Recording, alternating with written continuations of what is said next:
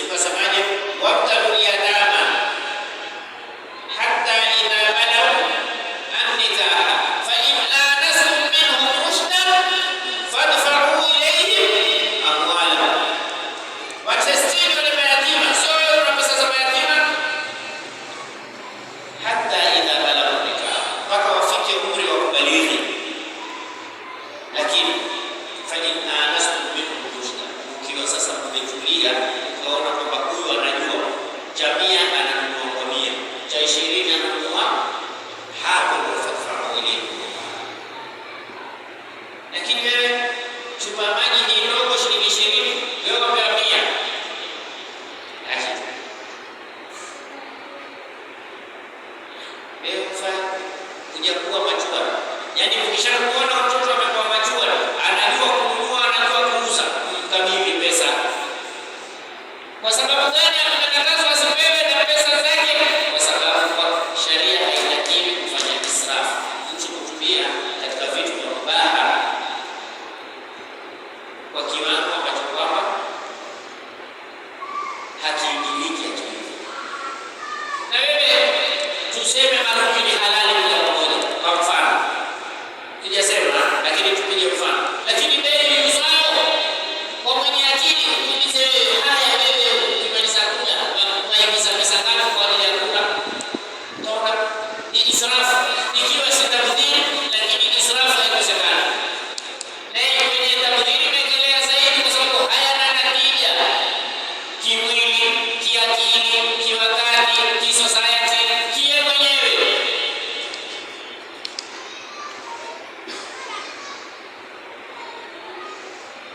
Alafu angalia hatari ya mali. Mtume sallallahu alayhi wa sallam asema kwamba siku ya Kiyama hakuna atakayekuongoka pale aliposimama. Sisi Kiyama, fa idha qiyamun yanzurun. Duniani mtu akija mwanzo husikia kabla ya kuona. Kiyama mwanzo tutaona kabla ya kusikia. Kiyama mwanzo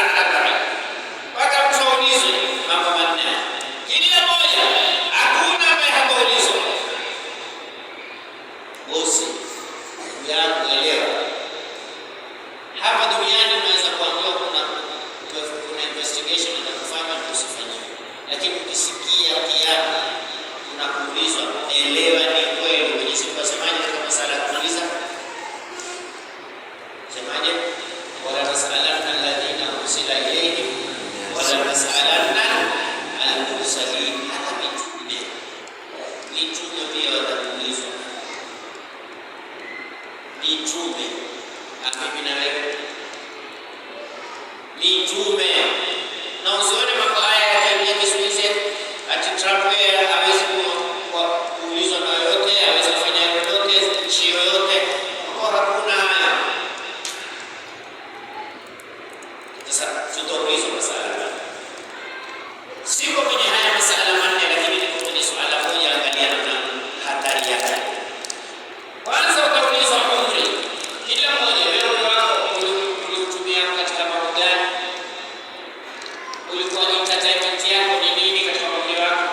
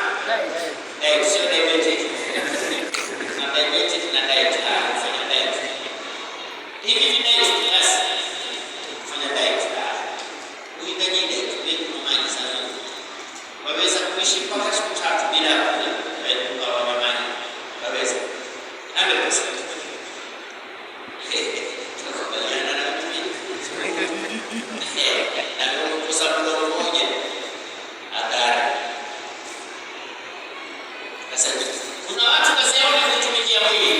Sasa yote ndio kutumikia mwili wake, angalia kucha zangu ziko sawa. Sasa ndio kioni na kwa baadhi ya sawa, meno yangu kwa sawa, hivi. Na ndio tukaonekana hatutosheki, tukaekewa kucha za mtu wa juu. Na wanaume pia wako sisi. Wanaume na utia kucha. Wanaume utia lesi. Na unajua wanaume mara na mtu akizungu, kitu sana kuna na la sana na tunabadilika.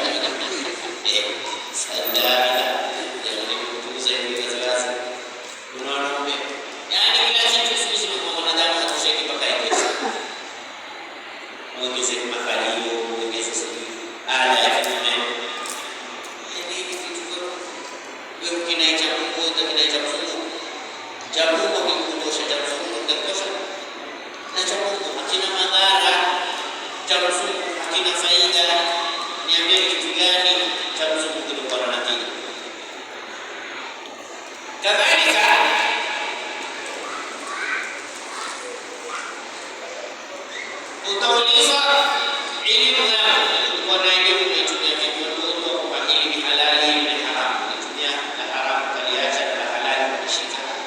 Sasa swala tuko nalo ni mali. Umesikia? Umri wako unaulizwa swala moja, mwili wako swala moja, elimu yako swala moja, lakini mali masala mangapi? Min aina tasab wa fima umepata vipi? Hebu tuambie leo, kila nchi haiwezi kuuliza, lakini kuna mwenye nchi atakuuliza swali yako. Hizi utajiri unaotuandikia kwenye magazeti kila siku ni bilioni kadhaa, ulizipata vipi? Na umezitumia vipi? Hali hatari. Wajua mtihani wa kwa maskini ni mdogo kuliko mtihani wa kwa tajiri. Matajiri wana mtihani mkubwa zaidi. Si tuwaona sisi maskini tukumewa wale wanafanya raha na ukijua masala za kuulizwa. Kuna kiso siku moja nimewahi kukitoa. Sikiliza kwa makini kiso.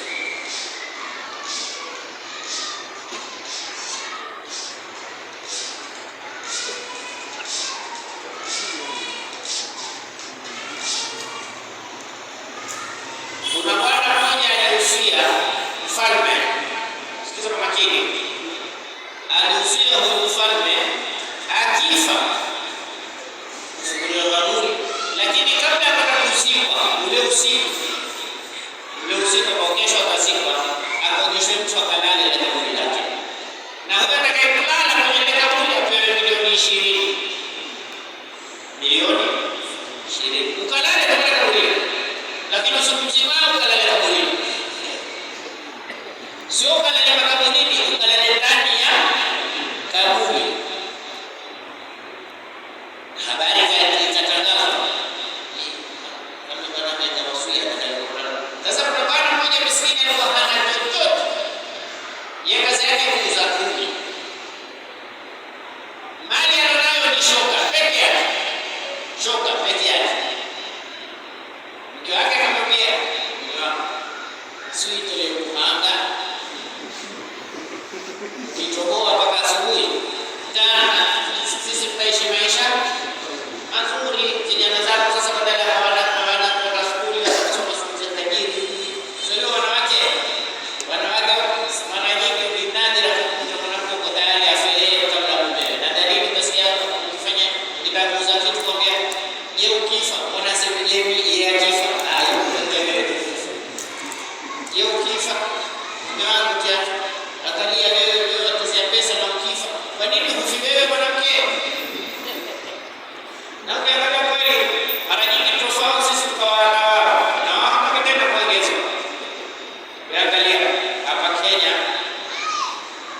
kulikuwa na Rais Kenyatta na mwingine mpaka leo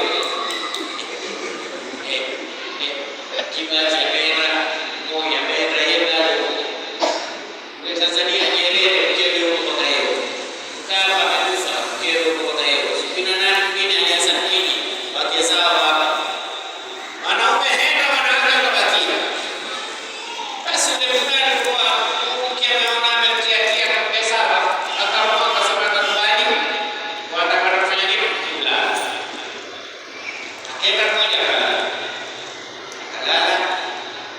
kila saa kwa askari tunaangalia uko ni bwana wewe. Melala pale. Kila kitu tunaangalia melala. Kila kitu tunaangalia mpaka alfajiri.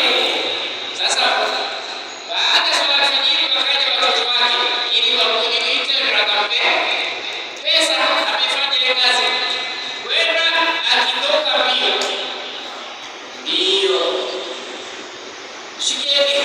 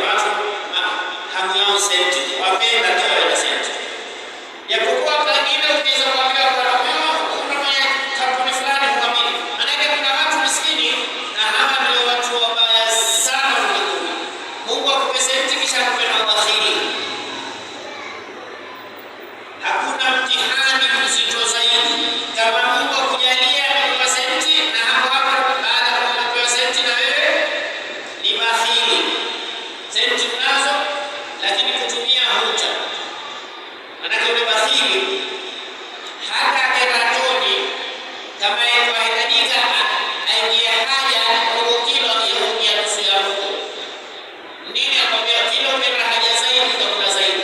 Sasa hukubana zibaki tumboni ili asipatakula sana. Mandezo ni bakhili. Bakhili ni mtu mbaya. Al-bakhil ba'id min Allah, ba'id min an-nas, qarib min Allah. Bakhili kubali kuzimati. Bakhili hafanyi sadaka. Bakhili watu hawapendi, tajiri hali tebe. Bakhili karibu na moto, kwa sababu moto kuepuka ni kwa kutoa intakunara wala bishaki tamara, yani hata kwa kutoa sadaka ubaya watende ili kuweke mbali na moto. Bakhili hutoa sadaka na akitoa yangaleta pale kwetu. Kisha wale wanaharusia mtu bakhili akatoa skilifu na kama mbia wazi bosi na hakika hizo skilifu ziko karibu, ice cream ziko karibu ya expire kabisa. Kama mimi nakutoa rafiki yako unajua mimi na wewe si bakhili, lakini mimi na wewe ni watu anaambia mimi sipata ofa.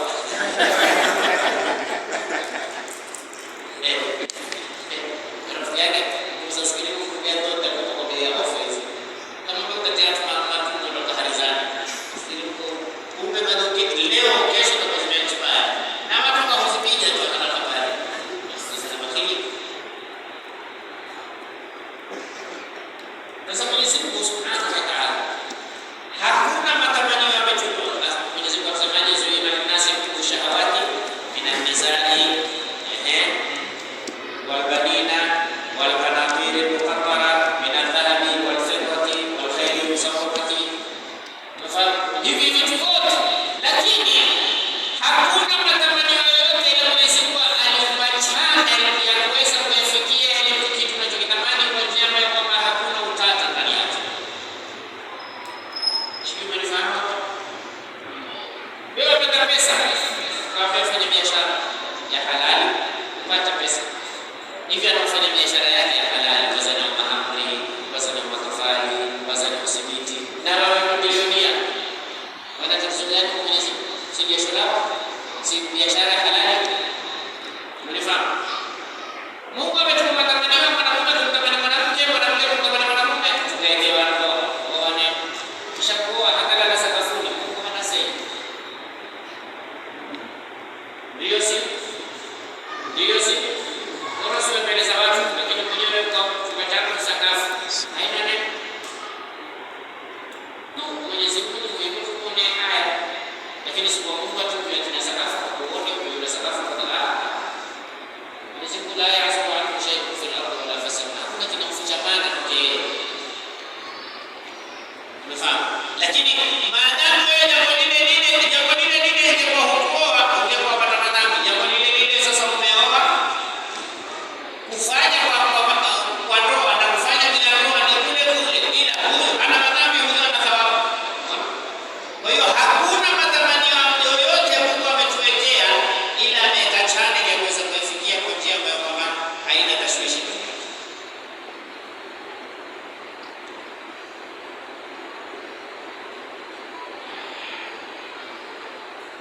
Na mwanadamu anaweza kupanda daraja kwa matamanio ikiwa ni swabira shakir. Kivipi? Yani haya matamanio yanamfanya mwanadamu apate value kwa Mwenyezi Mungu, apate cheo, ima swabira au shakir. Unapoacha mathalan mwanamke mmoja mzuri, lakini mwenyewe anakwambia bwana, mimi nakuolewa sitaki, nataka pass short time then. Anamwambia hapa sitaki. Sasa wewe hapo umeacha swabira. Kutaka wataka, lakini wamuogopa Mwenyezi Mungu Subhanahu wa Ta'ala. Ni matamanio umeacha kwa kusubiri. Na ukiyafanya kwa njia itakiwayo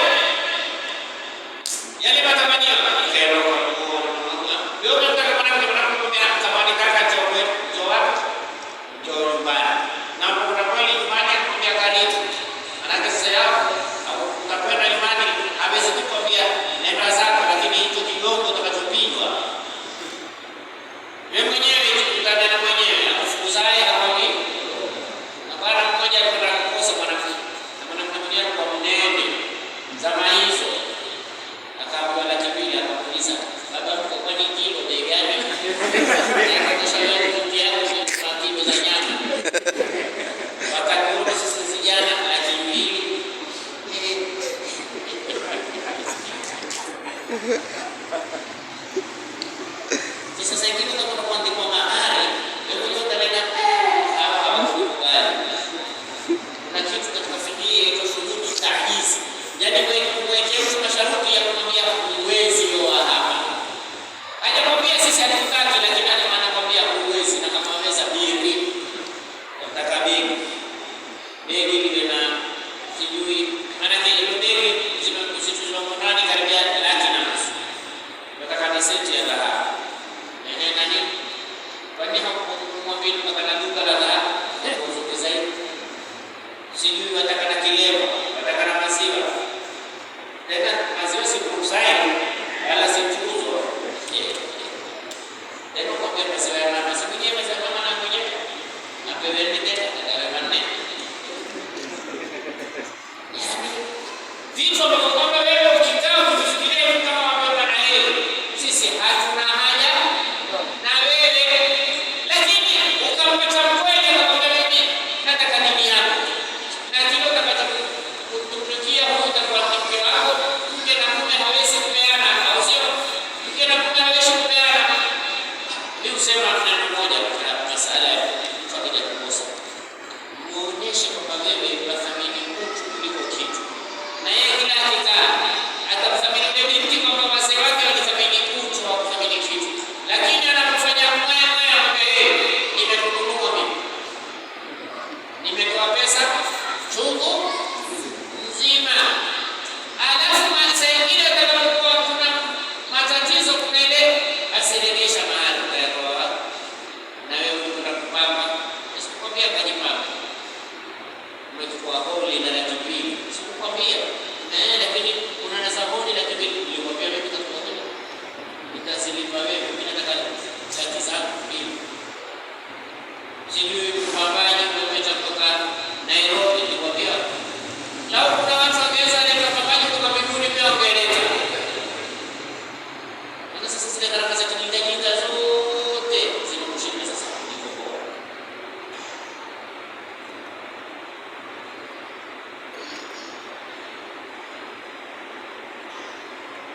Mali kama hiyo. Umepata sare ya mali, upate mali lakini kwa njia haramu, ukasubiri asiye.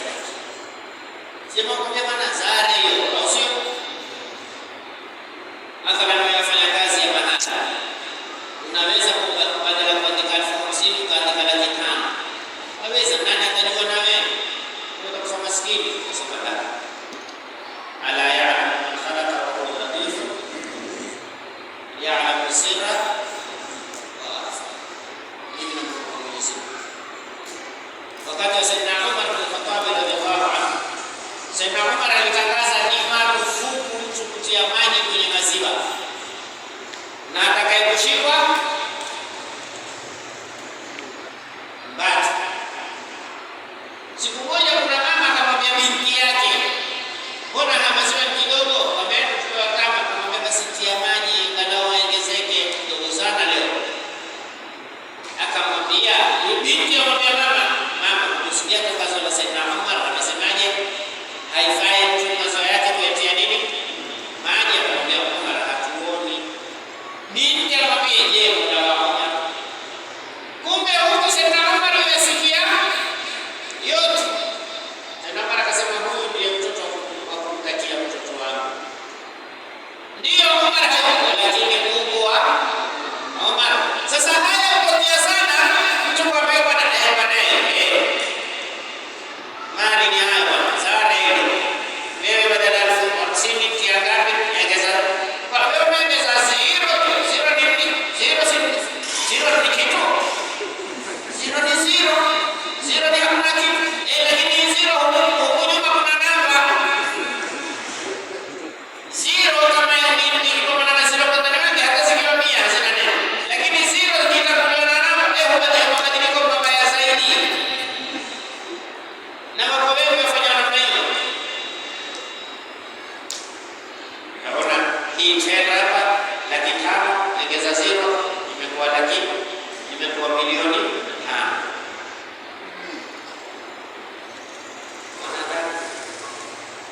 Mbona kwa 50 ukiongeza 0 kwa 500.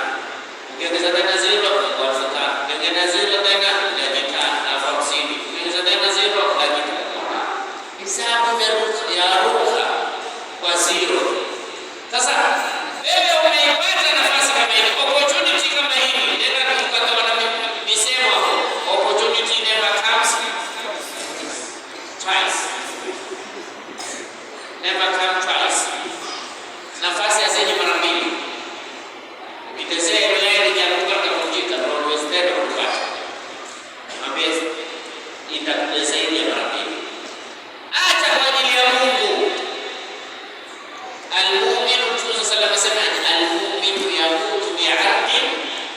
nini? Muumini kufa kwa jasho lake, sio jasho la wenzako. Kufa kwa jasho lako, jigana kwa jasho lako. Sasa wakati wewe unapata mali, lakini mali haya kwa njia ambayo kwamba channel sio nayo ni Mwenyezi Mungu kasubiri, tutakwambia yartakaita daraja, umepanda daraja kwa Mwenyezi Mungu Subhanahu wa Ta'ala. Na Mtume sallallahu alayhi wa sallam asema, man taraka shay'an lillah, mwenye kuacha jambo kwa ajili ya Mwenyezi Mungu hichi hakifai, au Allah khairan minhu fi dunya wal akhirah, Mungu humpa badali nzuri hapa duniani kabla ya kesho akhera.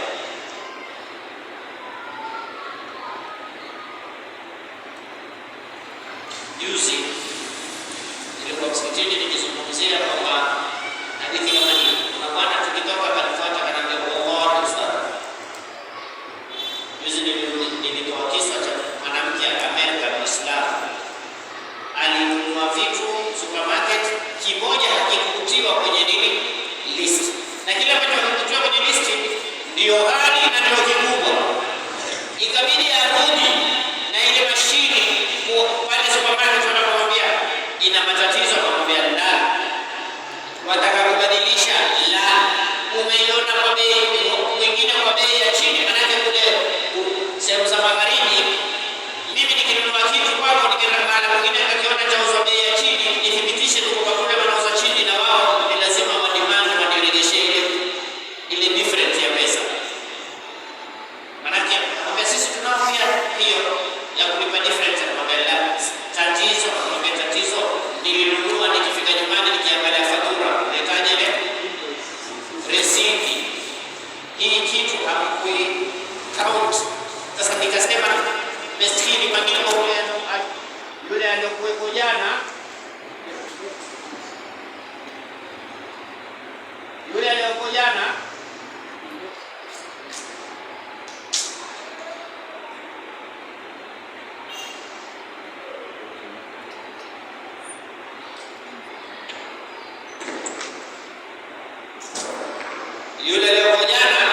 asija kufanya kazi miskini, kuna mashini imetoka na kuilipia, hajailipia, wale wakulisi ya nini kunisumbua wewe? Akamwambia ni amana,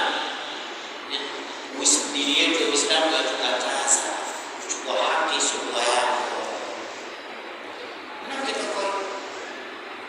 Alifanya kwenye supermarket takriban waliokuwa wakinunua na wafanya kazi hawapungui 30 wakasilimu.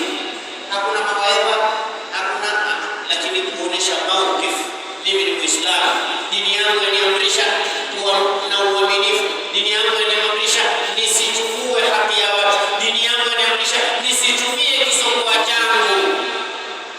Na mimi ndio na nembo zote naisema, sisi Waislamu tuelewe, hasa ukiwatokaa na majirani ambao si Waislamu, matendo yoyote tunayoyafanya ambayo ni mabaya yanazidi kuupa nguvu ile soka Muislamu kuiona dini ya Islamu haina maana.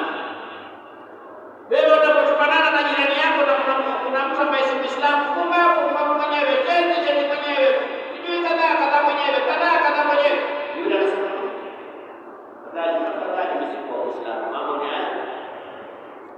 Anayefanya utukanike ule Uislamu ni vitendo vyetu sisi Waislamu, na kila tunapoonyesha vitendo vyema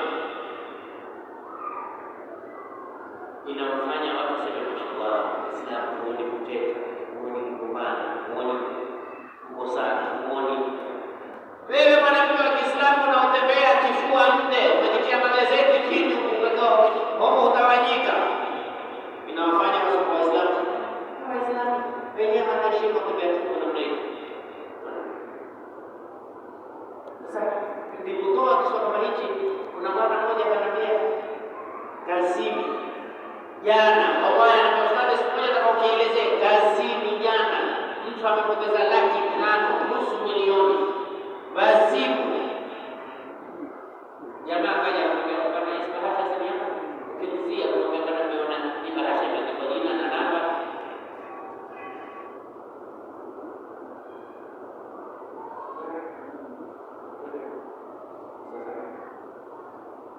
pesa sana. Jamaa anakuamini na kuangalia. Aliozilegesha ni mtu walideni mbuzi barwa maskini. Na mabebe ngoja nikukatia mwana.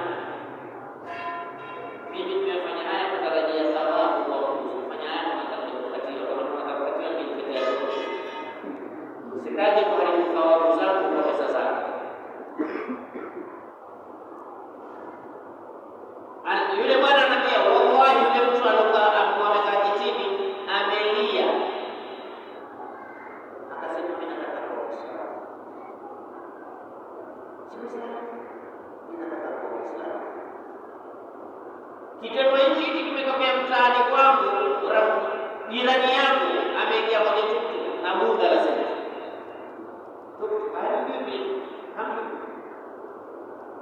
Mimi ninatoka na msikitini na muona yale mimi napitia hapo basi haja. Nishuka kwenye baskari, funga kwa wada pale ndani ya tuktuk. Kwenye tuktuk nasimamishwa na mtu Muislamu. Ule akifungua ni pesa akamwambia yule boss, ona hizo pesa umeziacha hapa nyuma, akamwambia ni mtu alikuwa nimembeba lakini nimemteremsha hapa amemsahau. Muislamu amwambia yule dereva ambaye si Muislamu, basi tukatiane kwa la. Hizo ni pesa za watu. Mimi najua sasa hivi tunambebea. Ni bwana kwa msikitini. Mwambia mimi swali la kesi hili kwa swali. Pesa za watu tunapewa kupeleka benki. Basi. Sheikh mwenye na mimi kama mimi ni haki yako nisipata kutolea dia nipate. Akirudi kwenye tuktuk subiria pale pale. Mwenye tuktuk yeye amejaribu kumekuka mara wapi akirudi nyumbani kwenye tuktuk pale pale alipokuwa. Sasa mwenye tuktuk pia hamjui miskini aliingia tu lakini akamwona yule akamuuliza bosi. Mbona naona kama mchanganyiko yule bosi kuniacha bwana. Maana yeye hajui kama pia kwenye kontrol dereva wapi. Una nini? Mimi bwana nataka kusipepata tuktuk kwa kutoa pesa zako hakuwa mimi. Yule jamaa akamwahidi kila mwezi atapata afukuli kwa muda wa miezi mitano. Mimi nitakupatia 50 lakini kila mwezi na kila mwezi atapata. Angalia huyu si Muislamu. Lakini alijua kwamba mimi afadhali nife. Yaani yule bwana alimwambia wewe tuktuk ni yako kwa mwana. Kama mimi nitakuwa na 50. Wewe saidie. Alimuuliza ukipata kwa pesa ngapi unaweza akamwambia ukipata 50,000 akamwambia mimi nitakupa 50. Ile mimi uaminifu. Kuna watu bwana kwa Mwenyezi Mungu Subhanahu wa Ta'ala na waamini kile kilichokuwa ndani yao ni kweli kwamba mazuri hayana mazuri hayana dini wala mabaya hayana baya ni baya hata kifanywa na Muislamu. Mazuri ni zuri hata likifanywa na asiyekuwa Muislamu.